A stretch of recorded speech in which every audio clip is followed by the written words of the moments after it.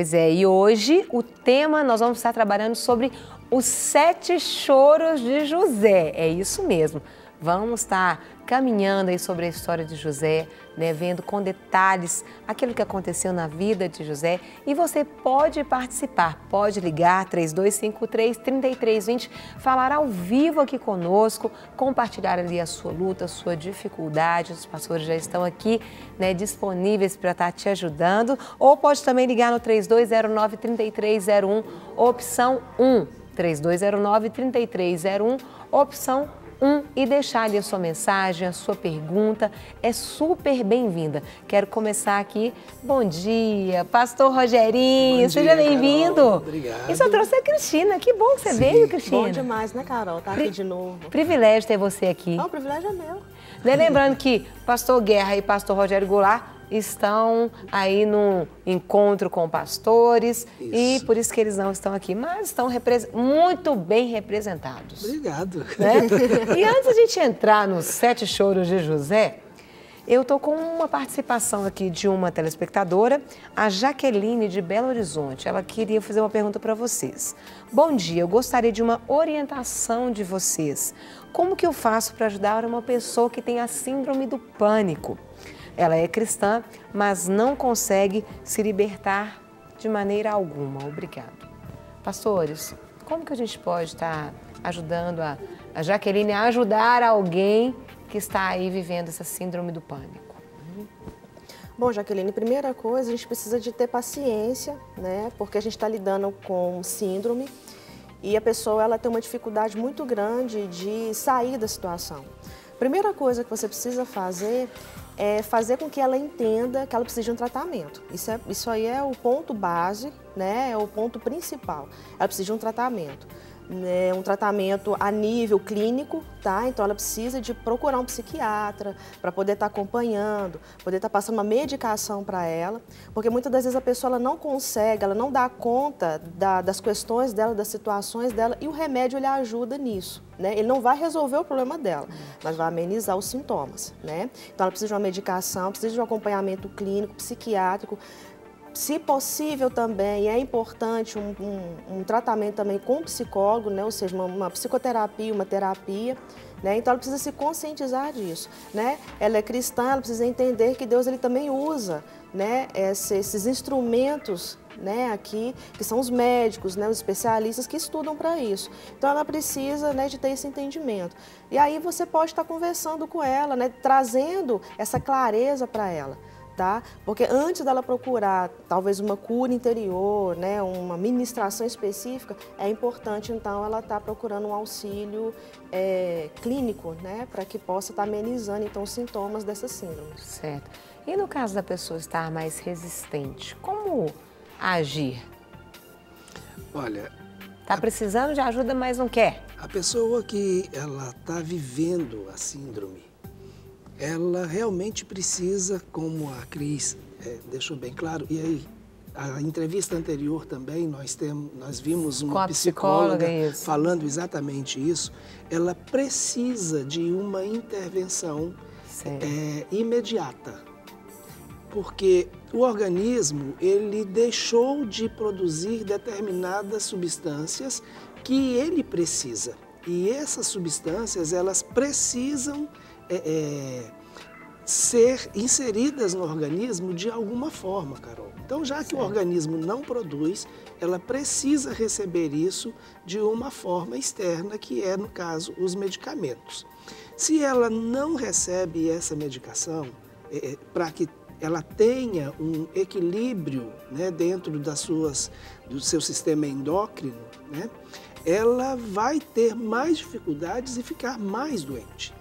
Então, a primeira coisa que a gente realmente precisa levar essa pessoa a entender é que ela precisa de um tratamento.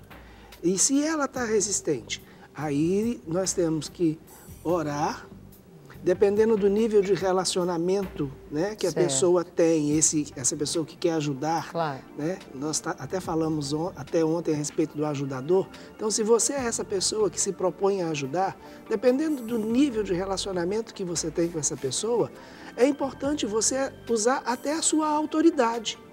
porque se ela está resistente, mas você pode, através da sua autoridade, conduzi-la a esse tratamento, você não deve negligenciar isso, né?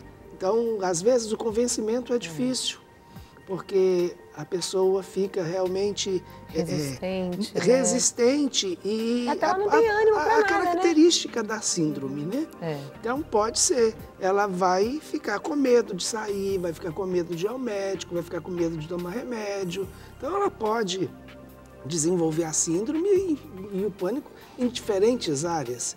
Então, às vezes, esperar uma posição racional, consciente, voluntária, sabe? E talvez isso não aconteça de uma maneira tão fácil. Mas é importante buscar esses recursos. Tem algumas situações onde você não pode dar muita escolha para a pessoa. Exatamente. Né? Onde você vai ter que exercer ali, né, a autoridade que Deus te deu, seja ali esposo, filho, momento, né, como cuidado mesmo. Às vezes Exatamente. Como uma criança pequena, né? Tem alguns momentos que ela fica tão indefesa que você precisa de entrar, precisa de agir, tomar atitude mesmo sem a vontade dela. Mas às vezes você é amiga e tá vendo que ela tá assim, você pode conversar às vezes com a família. Isso. Né? Pro esposo, não sei, enfim, filhos, pessoas que possam te ajudar nesse trabalho, Quem tem né? responsabilidade sobre a vida daquela pessoa. Nós temos que entender que ela está enferma. Isso. E se você vê uma pessoa enferma e tem responsabilidades sobre essa pessoa, a sua responsabilidade faz com que você tome uma posição em relação àquilo. Você não vai deixar a pessoa doente. Ela é de sua responsabilidade. Isso. Pois é, então você pode mandar sua pergunta para cá, 3253-3320, fala ao vivo, ou 3209-3301, opção 1. 3209-3301, opção 1. Pastor, esse tema, os 7 choros de José, explica pra gente, tintim por tintim, como esse tema, antes dele começar a chorar, como que era a vida dele, enfim. O que nós queremos com isso? Isso. Carol, quando a gente vai ver a história de José a partir de Gênesis capítulo 37, até o final do livro de Gênesis, porque a partir dali José ele passa a ter uma relevância muito grande, a vida dele, o que ele fez, como ele conduziu as coisas. Então, o foco da narrativa de Gênesis fica muito centrada na pessoa de José. Certo. Ele foi uma pessoa extremamente importante para a preservação do povo de Deus e para o estabelecimento da promessa de Deus para Abraão. Certo. José foi um instrumento de Deus e a vida dele foi muito relevante nisso.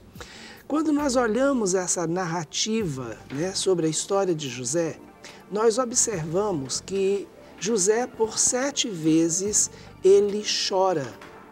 E ele chora sozinho. Tem uma outra vez que ele chora no enterro do pai, mas aí é um choro coletivo. Ele, junto com os irmãos, vivendo o luto do pai. Certo. Então, esse choro nós não estamos contando. Okay. Nós temos, então, 7 choros de José, ou 7 momentos que a Bíblia diz que José chorou. E okay. É um choro solitário, o choro dele, como indivíduo. Então, quando nós olhamos a história e os momentos em que cada um desses choros, né, vem e José, então, pranteia sozinho, nós vamos relacionar esses 7 choros de José com momentos que são extremamente importantes no processo de cura que José teve que vivenciar.